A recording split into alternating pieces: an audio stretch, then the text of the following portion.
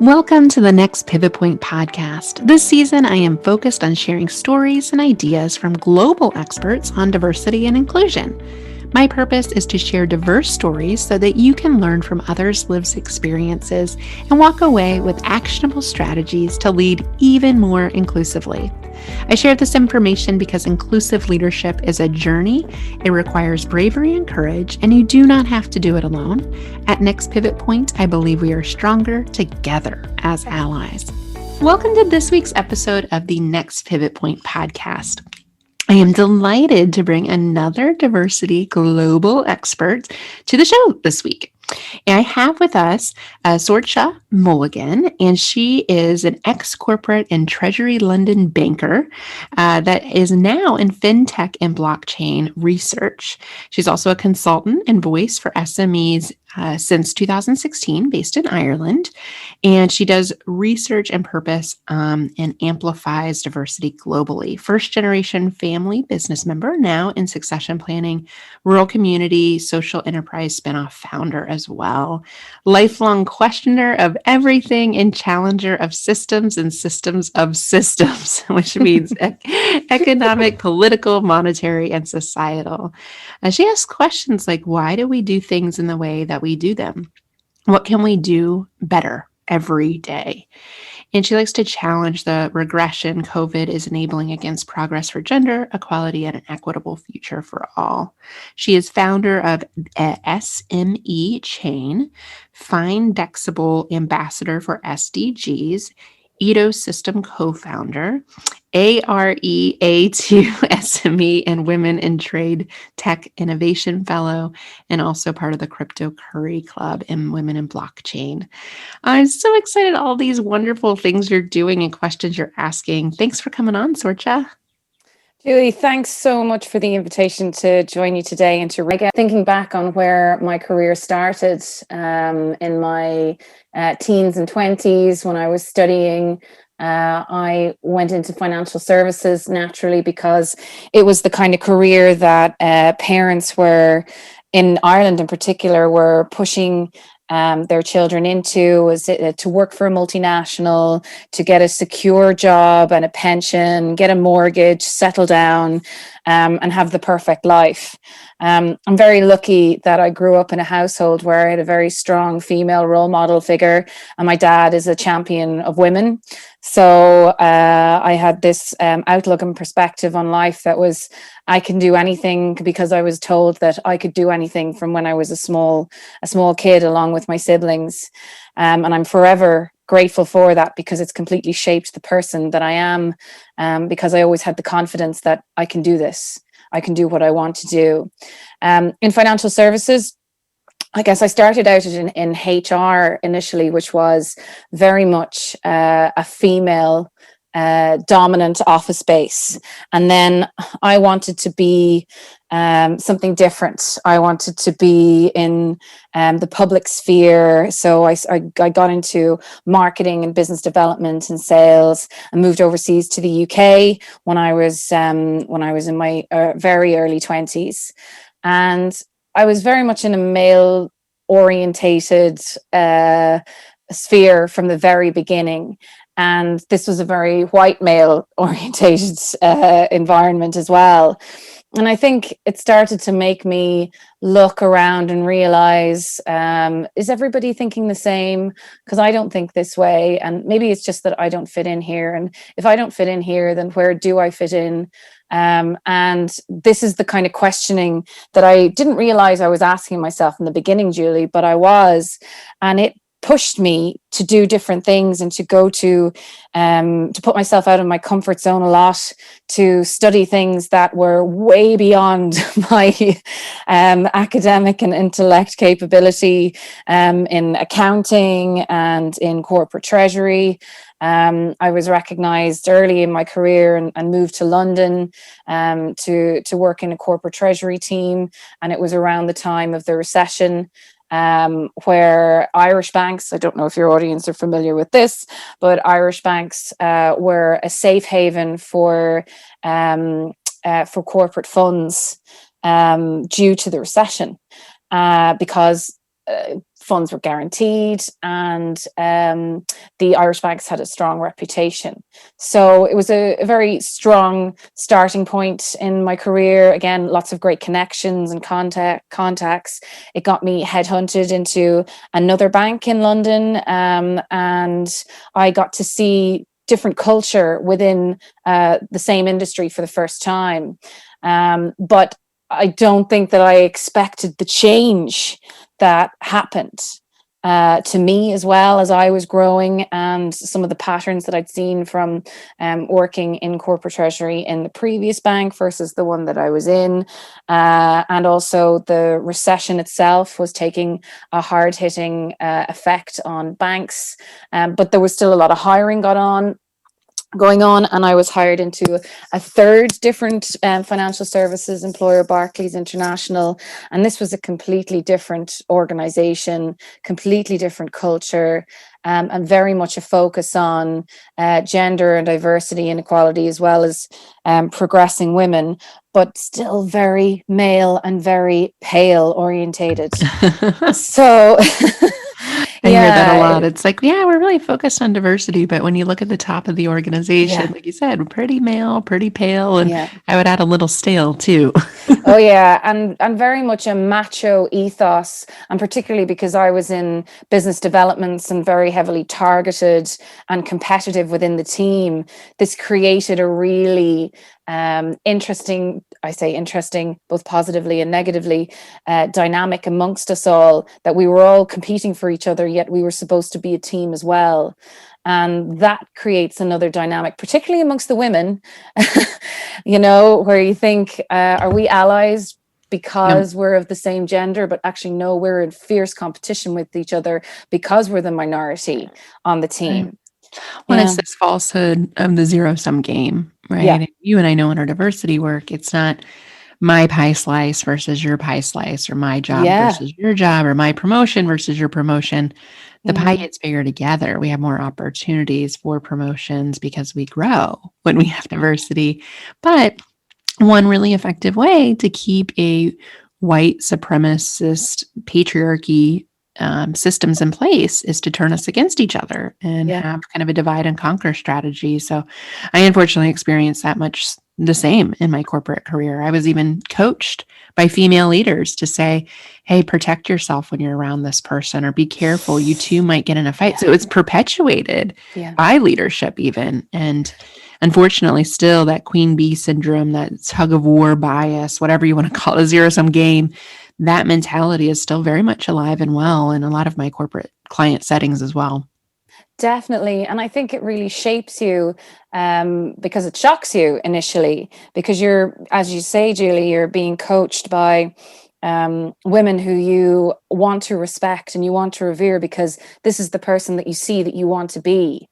And you can get, depending on your personality and your confidence and your self-validation at the time, you can either become that person or you can become somebody different.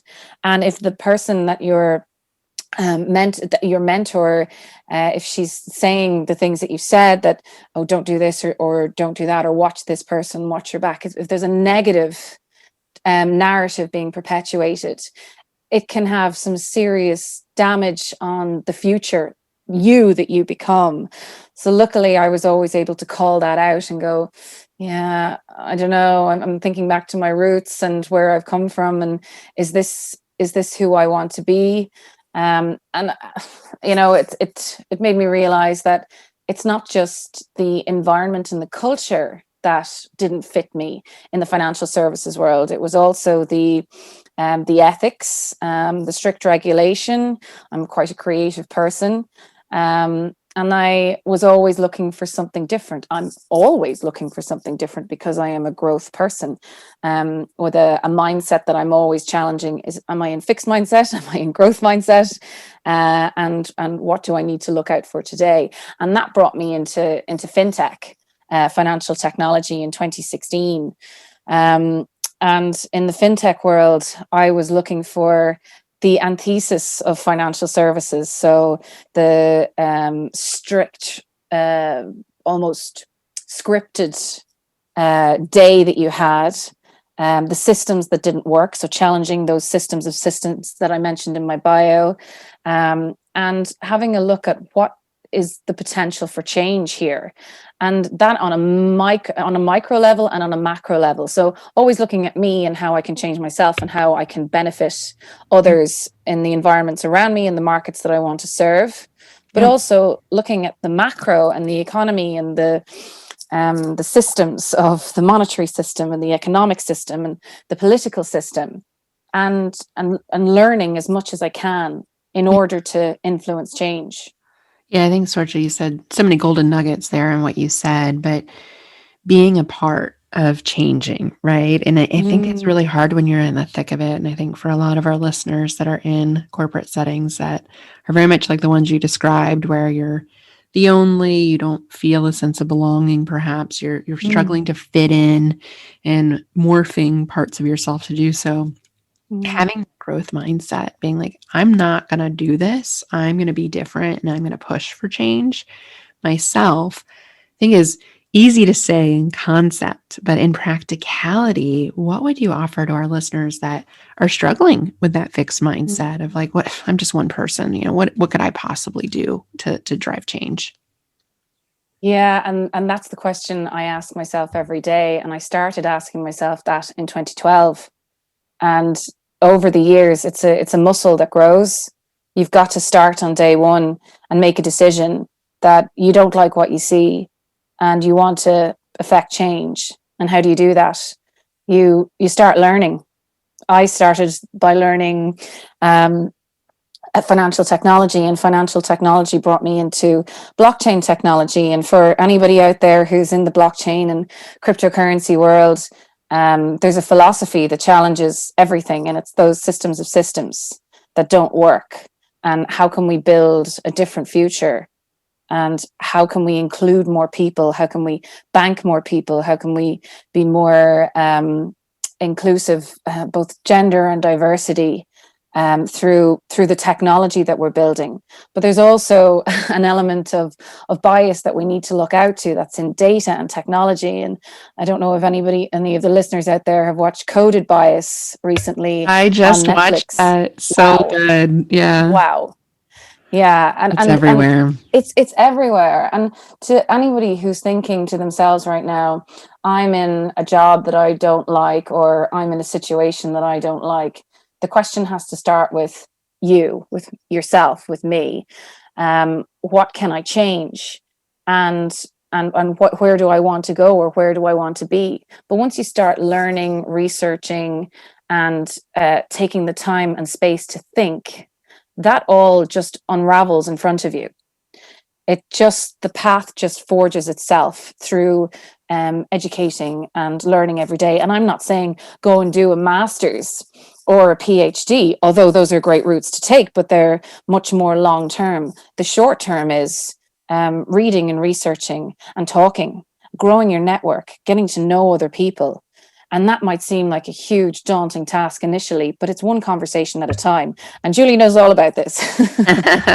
Well, I think what you laid out is an intentional, and not necessarily plan, but you said your journey started back at 2012. I can identify very much the same.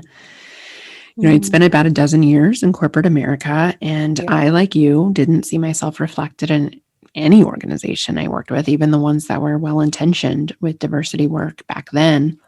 And it starts on deciding, like you said, I'm going to be a part of the change. I'm not going to accept this. I'm not going to comply. I'm going to drive diversity. And even if it's just me to start, I'm going to learn. I'm going to grow. Like you said, like a muscle. It is something you can learn and grow. I know Malcolm Gladwell says like 10,000 hours it takes to become skilled at something or an expert at something. And that always seems like really daunting with diversity work. But I think we both probably put in our 10,000 hours. But it shouldn't take that much time for everyone else. So if you can share your knowledge, right, make it easier for others to learn. Share resources, share books you're reading, share podcasts like this or others on diversity. Like you said, that Coded Bias Netflix special. There's some great Netflix specials on racism And, some are central to the US here for our listeners, but a lot of like the coded bias is a very global issue about artificial intelligence being designed primarily by men and a lot of white men. And unfortunately, facial recognition systems don't recognize other faces as well because of who's making the technology. So just little tidbits like that, if you can drop some knowledge on folks, it kind of just stirs the pot a little bit. And they're like, I hadn't thought about that.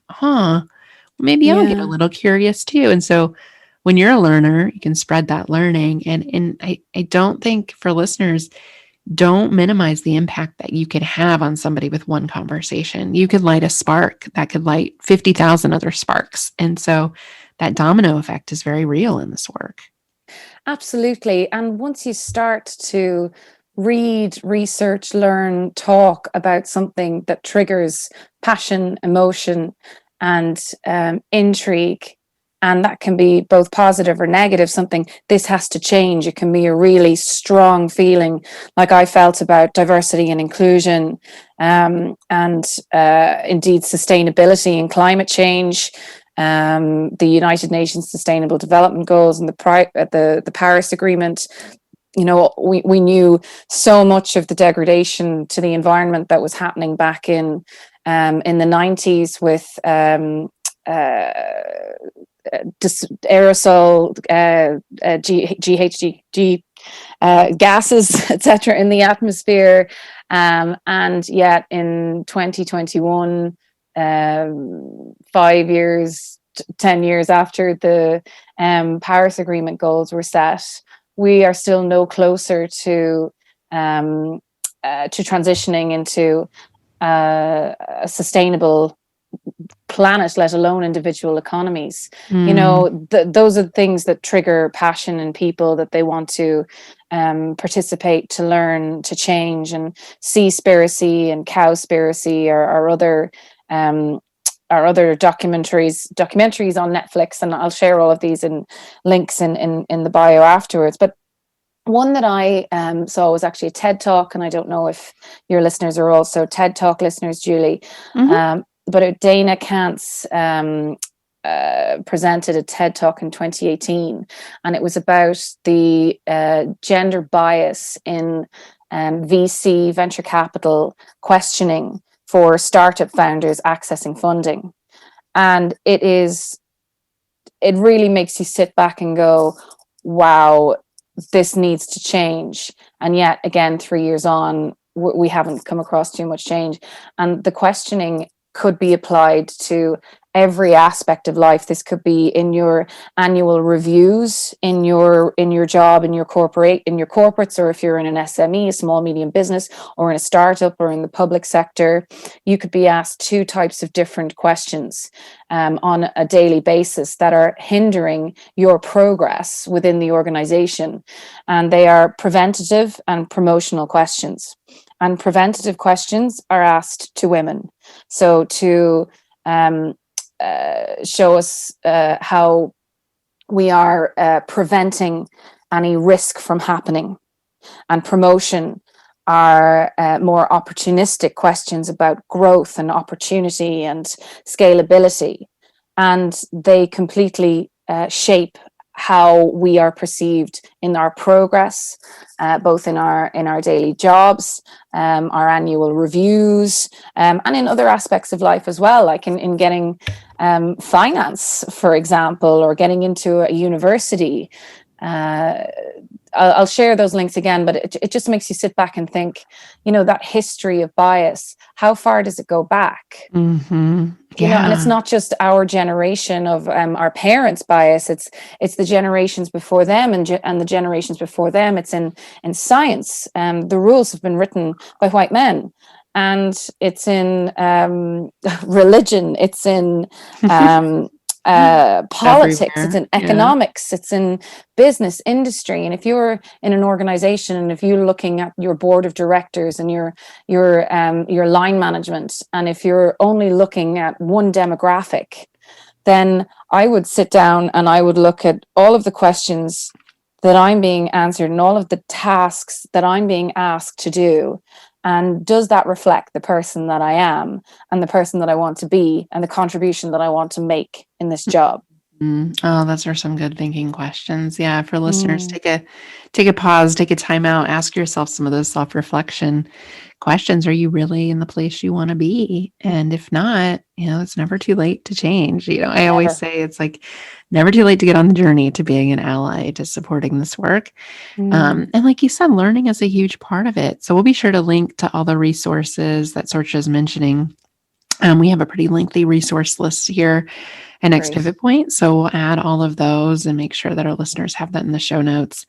I'm curious, Sorcha, so much of you said is this learning piece and Mm, learning all of what I'm hearing you say is these systems, right, that were designed by white men for white men mhm. globally. I mean, that's as someone in Ireland, I don't think the Yeah. problems, what I've discovered, unfortunately, is the problems are very similar to here in the US. Yep. And in fact, when I talk to my counterparts in Asia and Africa, there are these systems in place politically, socially, in our education, in our healthcare, everywhere. And I feel Mm, like that feels really daunting to me. And something like you mentioned, climate change. Similar, when I think about climate change, it's like, how can I possibly make a difference with this? I'm just mm, one of 7 billion people. Similar with racism and sexism and all of these systems that support and proliferate these problematic thoughts. So, if you could, and it's a big question, but thinking about that and the dauntingness that this can bring, and somewhat paralyzing, I think, for folks just to throw up their hands and be like, "Well, I can't do anything." Like, what can you do to stay on the journey? I know learning and all these resources you're talking about, great, awareness, ahas. What else can people do to support diversity and be an ally? Well, one of the things that we are taught to believe, and that is through suppressed hierarchies, is that one person cannot make a difference. And I think we can all look around us and see again and again that's not right. Like, look at Greta Thunberg, for example, just one That is person. exactly who I just thought of. That name is the first one that came to mind. Yeah, and it's interesting because government policy is written because the people have spoken and they demand change. And that's in every society. And then the government write policy in order to govern corporations and business. So we don't understand where we are in the policy writing cycle, but every single person has a part to play in how corporations are run through the policy that we drive government to write. Yep. Yeah. Yeah. Every vote counts. We're seeing that Every here in the vote. States. And it's really interesting. You say, a great way to maintain the systems and get them to not change, right? Because who are they benefiting and who wants to protect that?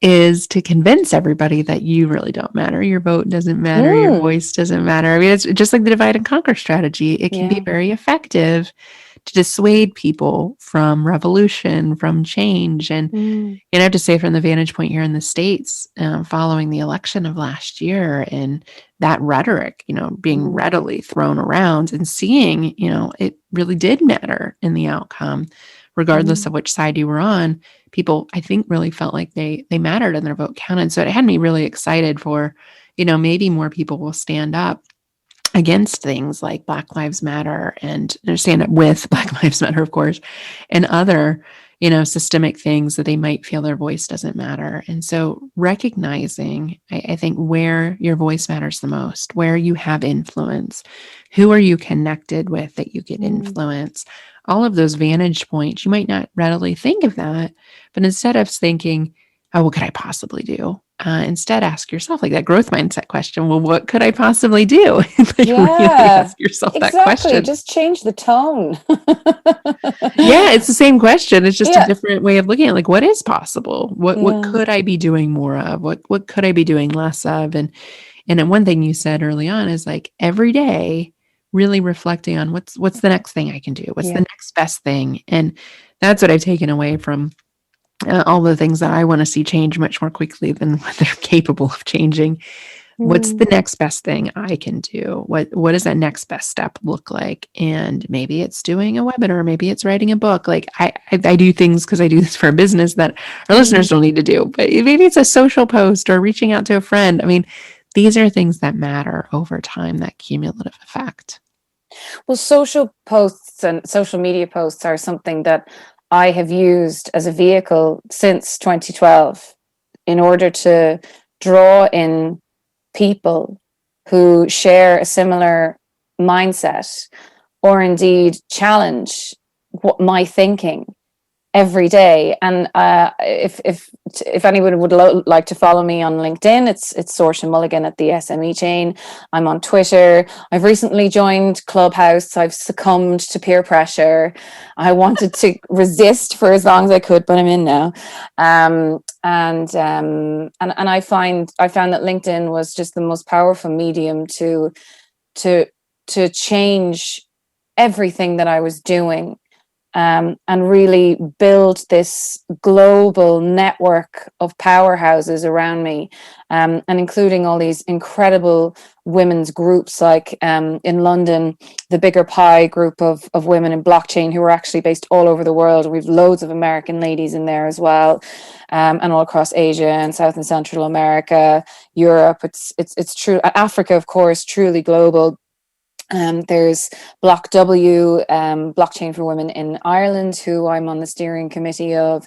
There's European Women in Payments, EWPN. There's the Blockchain Chamber of Commerce in the States. There's so many groups. And over the years, just by putting a post out every day or every other day about a topic that I'm interested in, invites people to join the conversation, so it automatically includes. And I think this is how I got recognized as a diversity and inclusion champion, Julie, which I was totally unaware of until around Christmas time. A new revelation. Yeah, I was like, is this one of my skills? But I had imposter syndrome then, because I thought, I don't deserve that title, because what am I doing for diversity and inclusion? But all I'm doing is inviting challenging conversations that challenge those systems that I'm always looking and inspecting upon. But some of the posts can be really scary to put out there, and you feel, oh my God, is this going to ruin my brand? Is this going to ruin my career? I'm just going to do it. And it's something that's in coded bias, that if you challenge corporations, or if you challenge politics, or if you challenge economics, and you make people see who you are, then you're put on this list that you don't know about. Yeah, that you're a person of interest, and that's scary too. But at the same time, if you don't challenge, you don't change. No. And you have to be brave. Yeah. Oh, absolutely. Couldn't have said it better. Hey, what a funny way to find your way into the diversity space, being recognized as an expert on a list, along with a lot of, and that's quite frankly how we met, through LinkedIn and through recognition of you being in that list. And Firkin, who was on the podcast months ago. Thank you, Firkin. She's such a great champion of folks in the Irish network. And so I so appreciate all the bridges she's been able to create for this podcast. But I think it's a great example for our listeners of these small everyday actions, how they add up, and how you might be perceived in a more influential way than you even realize, and the power we have in that growth mindset. So this has all been awesome, Sorcha. Tell our listeners, I know we'll drop your LinkedIn profile in the show notes as well to connect with you there, but other ways to connect with you, or other things you're working on that they can follow your work? Yeah, I think LinkedIn is definitely the best channel at the moment. And we've got a number of events coming up over the next couple of months that include Blockchain Ireland Week. I've actually got an event on next week about women in cryptocurrency and using crypto for good and investing. I'm always on social. So if there's a specific question that anyone would like to ask, please just contact me on LinkedIn, send a private message. Don't just click connect, because I tend to ignore all of those ones. I just tend to accept the people who take the time to write a message, and I always would do the same reciprocally. And then we can connect and have a conversation. But I'm always interested to hear people's stories, because something that we could have discussed here today, Julie, could have triggered something in somebody's mind, and they thought, I never really thought of it from that perspective, or I wonder what your opinion is here. Please reach out and ask. My door is always open. Oh, that's so kind of you. I certainly hope we had some light bulb moments from our listeners today. I know I did. Thanks, Sorcha, for being on. Thanks so much, Julie. I really appreciate it. I appreciate you listening to this episode. If you like this podcast, the best way you can be an ally is to write a review on iTunes, on Spotify, on Google, or wherever you listen to your podcasts. Every review helps other allies find us. I host this podcast because I believe we are stronger together as allies.